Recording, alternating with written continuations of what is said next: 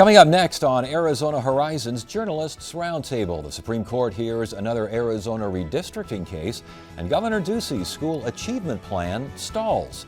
The Journalists Roundtable is next on Arizona Horizon.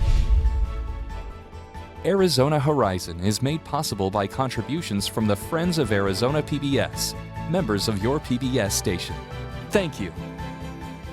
Good evening and welcome to Arizona Horizons Journalists Roundtable. I'm Ted Simons. Joining us tonight, Rachel Langang of the Arizona Capital Times, Howard Fisher of Capital Media Services, and Mike Sunnix of the Phoenix Business Journal. The Supreme Court this week heard oral arguments for an Arizona redistricting case. And Rachel, this one, now unlike the last one, which dealt with congressional, this deals with legislative districts and population, correct? Right. So the plaintiffs allege that the Independent Redistricting Commission improperly favored Democrats in this process. And the Redistricting Commission says we were actually trying to comply with Department of Justice and the Voting Rights Act, and there was no improper shifting of populations to favor any certain political party. And the plaintiffs, we should mention, are Republicans who are not happy with these districts. Yes, as well as a Republican Attorney General and a Republican Secretary of State. But this isn't partisan.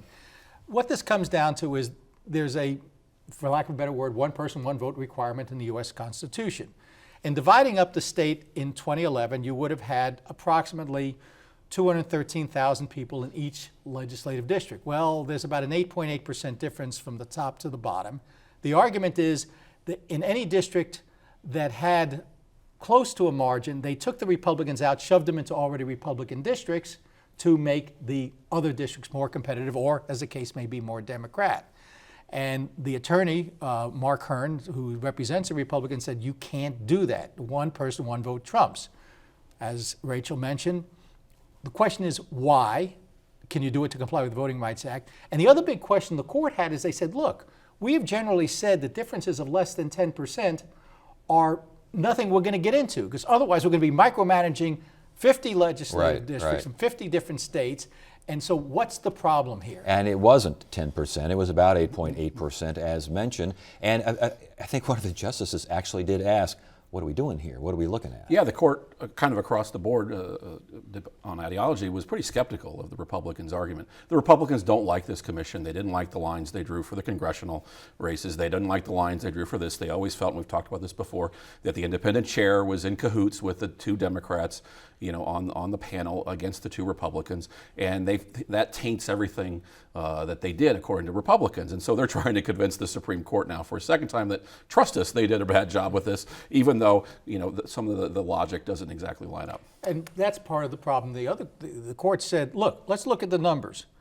In fact, the Republicans who were elected to the legislature are more than their proportional share of Republican-Democrat split in voting registration. So they said, so what happened? Of course, Hearn said, look, just because it's incompetent gerrymandering does not make it illegal gerrymandering. And you mentioned, you know, the Department of Justice wanting to see some of these districts having a chance for minority representation and these sorts of things. And we should mention that this is, you know, this was a ruling that was in place when the commission did its job, but the courts have kind of overturned that now. So even that, I guess, could be an argument in favor of the plaintiffs. Right, but the IRC would say at the time that those maps were drawn, that was the law of the land. So it's sort of, I guess, irrelevant what came next, because when their intent was to do this according to the Voting Rights Act. Well, let me go a step farther.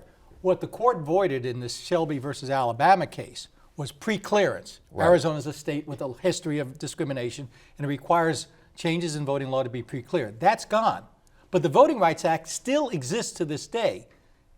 And the Voting Rights Act specifically prohibits states from doing things that harm the, quote, ability to elect by minority groups. I do think you're right about the court being hesitant to do this, because redistricting and drawing these lines is so subjective. You're looking at trying to make these numbers work, meet Voting Rights Act requirements in some states, have an equal amount of people in there, look at communities of interest and geography and all these things. And whoever draws them, if it's a Republican legislature, an independent commission, or a Democratic legislature, you're going to have people that aren't happy with that. And if the Supreme Court starts undoing undoing each of these, they're going to have 50 cases every 10 years. And not only that, in Arizona, if the Supreme Court makes a decision sometime next year, I mean, you're talking months. You have to redraw most, if not all, the districts, and go ahead with an election that'll be just kind of thrown up in the air. And it wasn't exactly an easy process last time, No. so it definitely wouldn't be done by the 2016 election. They're hoping if this goes through that it would be done by the 2018 election. So. Okay, all right. Last point on this. Attorney General Mark Brnovich got some laughs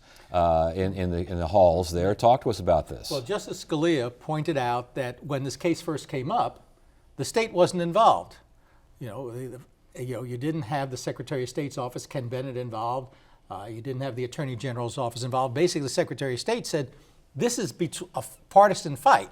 Well, all of a sudden, now we've got the state involved. He said to Brnovich, so what happened? Was there an election in between? And Brnovich, who has actually met Scalia before, said, yes, and I was elected handily.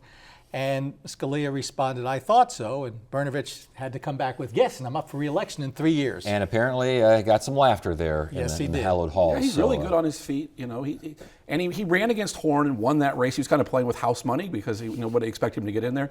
And he's really been able to do these types of things. The stuff when he was governor for a day and went on Twitter and that stuff. Sure. And we'll see this going forward with him. Well, we're going to see him if the justices decide no go on this. This can't be a feather in his cap.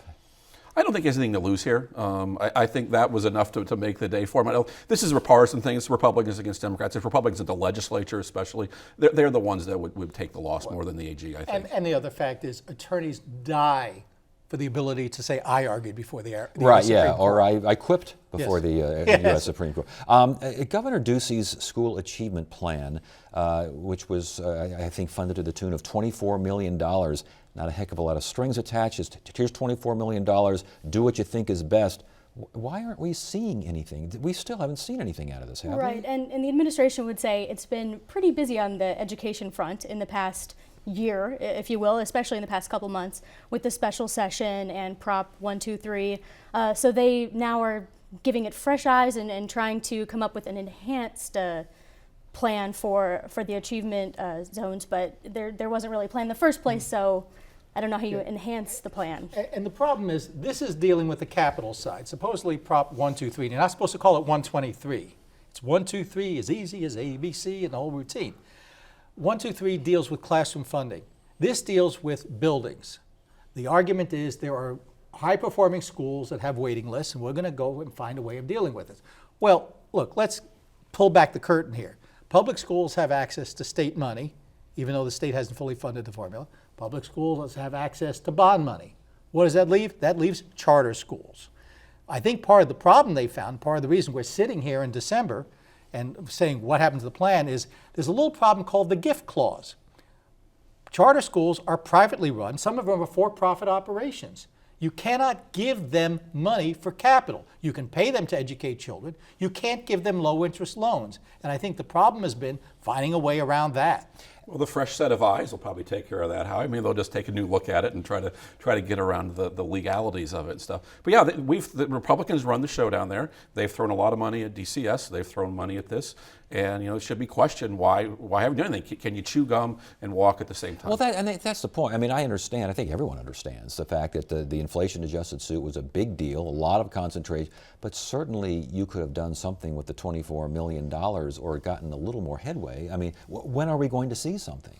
Supposedly next year, though he said he won't ask for more money. The $24 million should stay, no more appropriations. But there would probably need legislation to codify some of the plans that he's trying to do.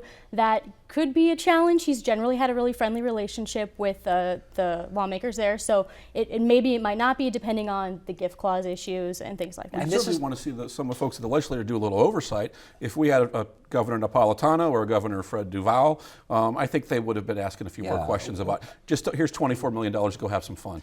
And Diane Douglas has expressed a lot of skepticism on that. Now, she hasn't been consulted, and of course they've had a little, shall we say, rocky relationship ever since she basically suggested he was racist. But she's saying, look, my background is I was a board member of Peoria Unified School District, elected board overseeing. Where's the oversight over charter schools? The Classrooms First group, this is not the same thing now, the Classrooms First group, they're kind of slow on the uptake as well because, again, we don't want to get in the way of Prop 123 or whatever we are going to call it here. I mean, goodness gracious, you can do two things at once. It seems like it's been sort of a catch-all excuse. We were working really hard on this one thing. These other things sort of, I guess, went by the wayside, and we're going to pick those up again, and we'll come back with a bigger, better plan. The Classrooms First group, that's the overhaul state funding in general here. I mean, this is a lot overhauling state funding, overhauling in terms of getting the high-achieving schools more room, and all. That's a lot of work that needs to be done. I mean, to be fair, the current school funding formula was adopted in 1980.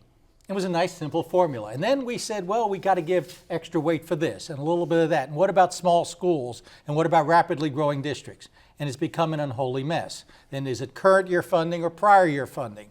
And so there is a lot of work to be done. The question of should the funding follow the student? How does all this work out? And that's been the problem. You know, they do recognize that probably more money is needed and you do need to pay teachers better. But the really tricky part is when the governor formed Classrooms First, he told them, don't worry about the money.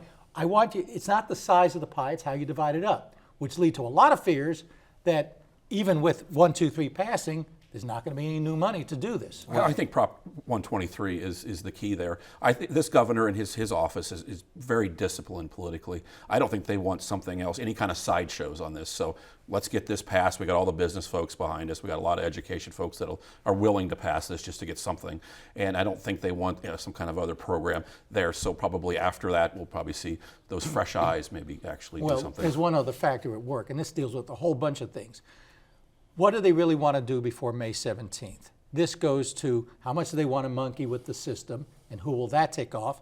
Do they want to do tax cuts? Do they want to do permanent funding for schools? Because a lot of it is going to come down to if voters see that the legislature is doing things for business, for special interests. That suggests a pretty do-nothing legislature, doesn't it? I mean, what's going to happen? They're starting in January. I mean, yes, they are starting January 11th. Theoretically, by May 17th, they could be gone.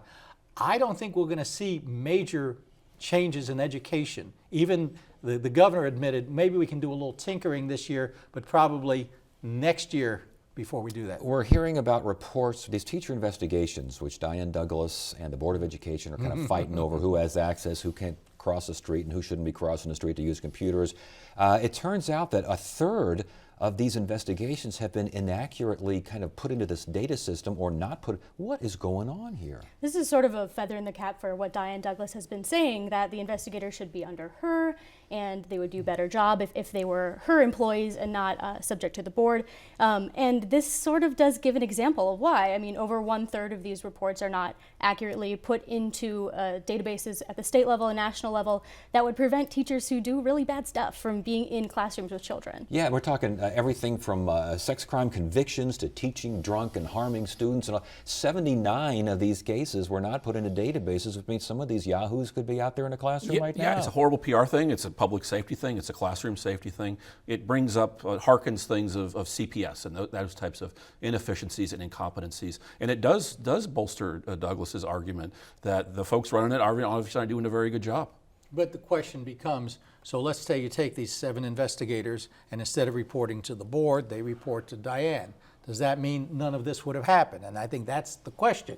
Look, bad systems lead to bad problems, no matter who's in charge. Well, we should mention that some of these problems date back, 3, 4, 5 years, Yes. don't they? But to be fair, it was around 2009 when those investigators were moved from being employees of the department to employees of the board. Now, Diane insists they're really still employees of the department, which is why we're at the Court of Appeals, and we're going to have a fight over that. Are we going to see something in the legislature? Obviously, not much will be happening, apparently, starting January 11th, but are we going to see someone finally put some lines of demarcation here between the State Department of Education and the Board of Education? They thought they had that agreement last year, Yeah, they and sure at the did. last minute there, it sort of failed. So I think it will depend on who can come to the table and agree here. And these are two groups that definitely aren't getting along.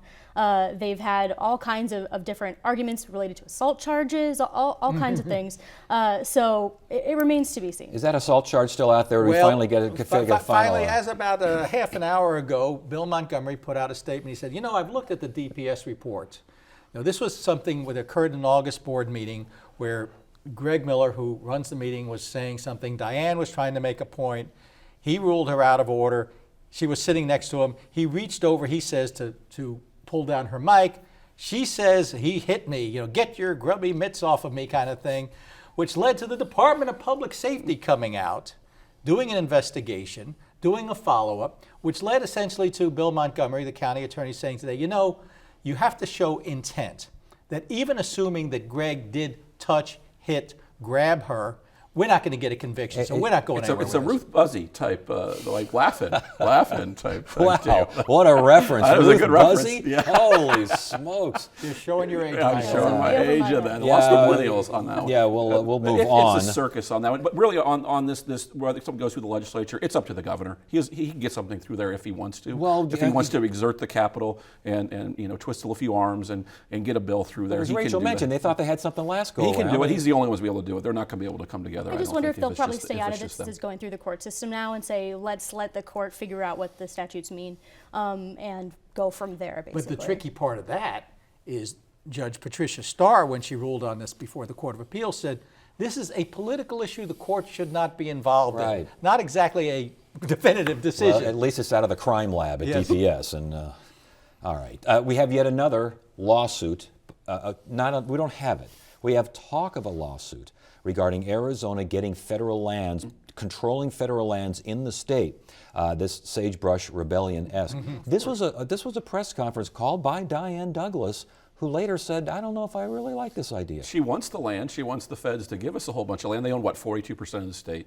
And it's been a conservative cause in all kinds of western states for a long time because they own wide swaths of land in Idaho and Nevada and Alaska and here, even California. And so she wants them to give us the land, but the lawmaker, Fincham is that his name, that was with her, wants to sue for it, and Diane isn't quite sure about suing for it. Well, why did she call the lawsuit if she didn't think this was necessarily a great idea? I think suing the federal government is always a very costly and timely proposition. And Utah's been contemplating this idea, and their estimate was somewhere around $14 million. So maybe she's a little shaky on the costs. And if you're really trying to get more money in education, those lawsuits don't really help. It's also probably good for, I'm sure she agrees with the concept, let's sue the federal government. Look, there are a lot of Republicans who believe that, you look at the states back east, they don't have to worry about the BLM having so much land, leaving aside the tribal reservations, leaving aside the military reservations, the whole Goldwater bombing range. But it's a populist idea. I mean, heck, we had a guy up in Nevada, holding off the feds and about grazing his land. As you say, it's sagebrush rebellion, 1980s all over again, and it's a very populist thing to do. But again, winning in court, and it had to be in a federal court about, remember, all this land came from the feds in the first place. The 9 million acres we've got left, the trust lands we're talking about to use, came from the federal government. That's right. Just imagine all the development issues that would pop up if they actually did that. The mining, the subdivisions, the shopping centers that they would supposedly try to do because they want to raise money. You got to sell it to somebody, so it's developers and uranium miners. Keep the rest stops open. Let's start with that. Can we do that as far as the land that you're already? All right. Corporation Commissioner Stump. He's had a rough go of it here recently.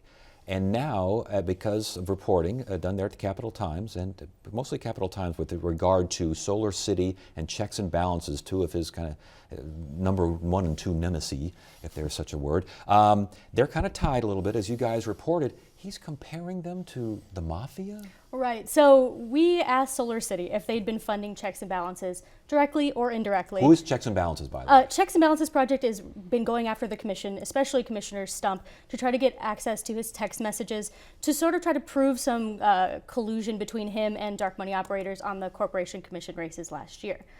So they've been particularly, I think you could say, dogged, and he hasn't been so friendly back to them. So this week we asked Solar City if they'd been funding checks and balances in any way. They said, we fund their major funder.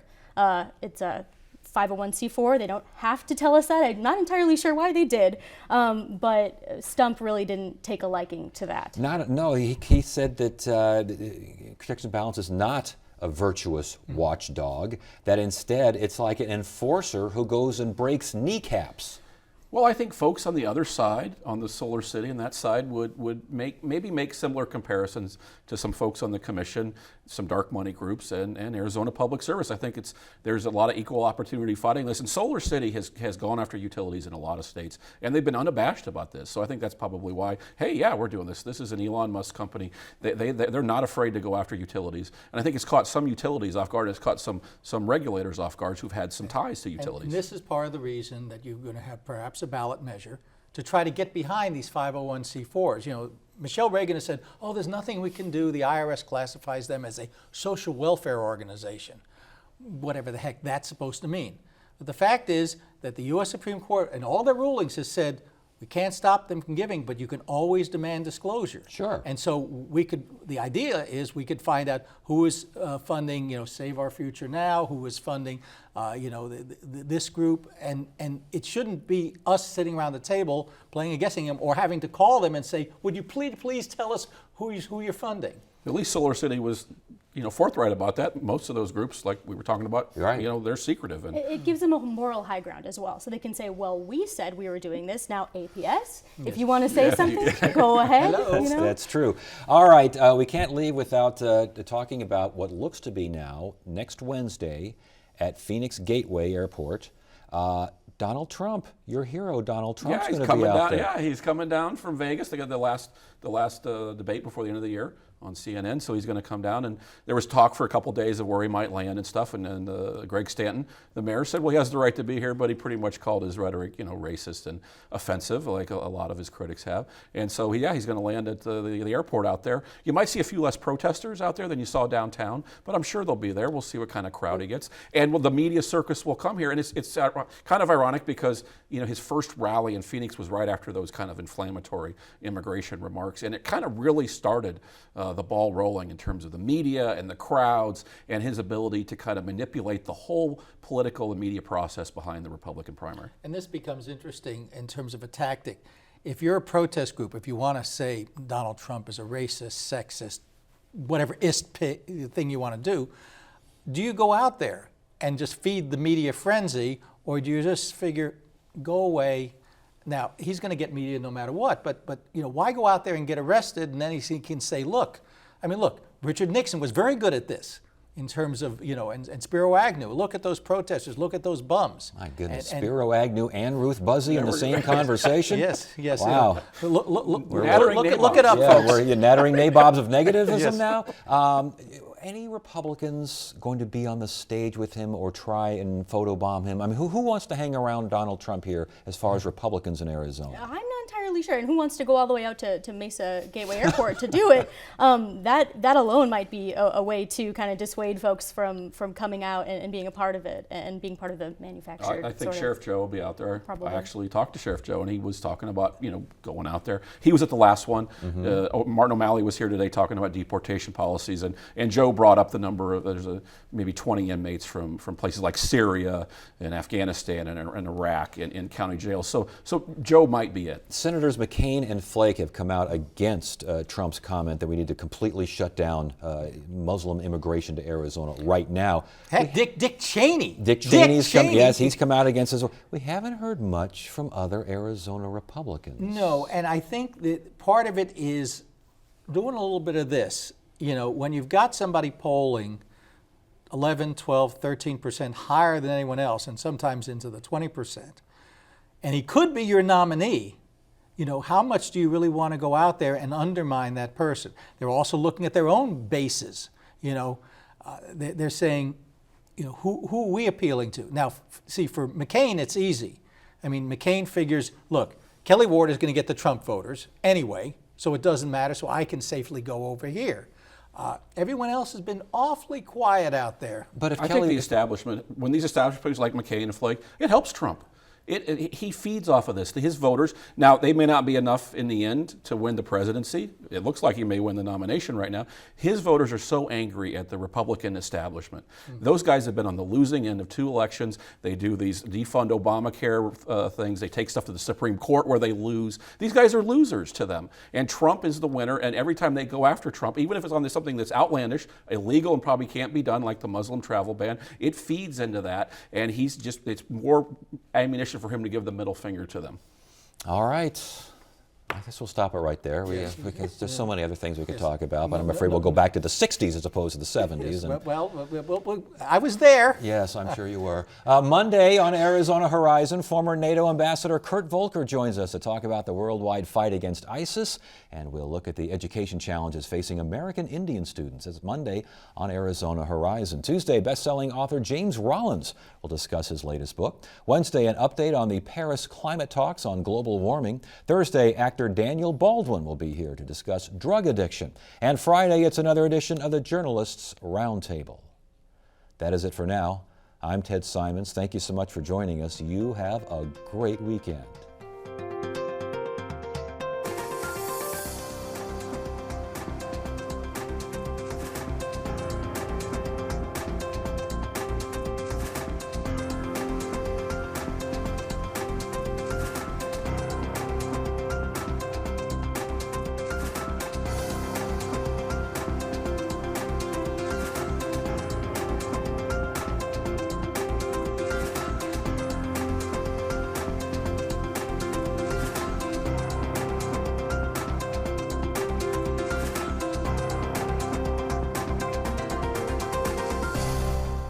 Arizona Horizon is made possible by contributions from the Friends of Arizona PBS, members of your PBS station.